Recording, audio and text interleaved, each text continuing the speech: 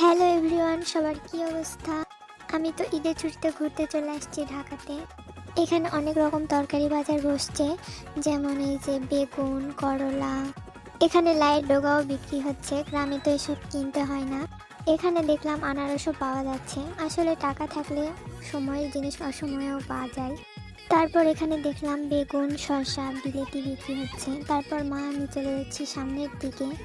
সকালে এই জন্য সব দোকানপাট খোলা নেই, বিকেলে হয়তো বা খুলবে। তারপর চলে আসলাম একটা মুদিখানার দোকানে। মা এখানে কিছু মশলা এবং ডাল এগুলো নিচ্ছিল।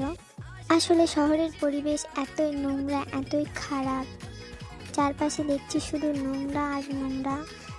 তারপর মুদিখানার দোকান থেকে জিনিসপত্র নেওয়ার পর চলে আসছি মেন রোডে কিছু আমরা জিনিসপত্র নিচ্ছিলাম আর কি, রাস্তার ধারে দোকানপাটে। পাশের ছেলেটা আবার আমার ভিডিওর দিকে তাকায় আছে, আমার তো অনেক শরম লেগেছিল। তারপর মা আর আমি চলে গেলাম বাইরের দিকে। এখানে অনেক বড় বড় বিল্ডিং। আমি আবার ছোট ছোট ভিডিওর ক্লিপ নিয়ে ভিডিও করে রাখতেছিলাম।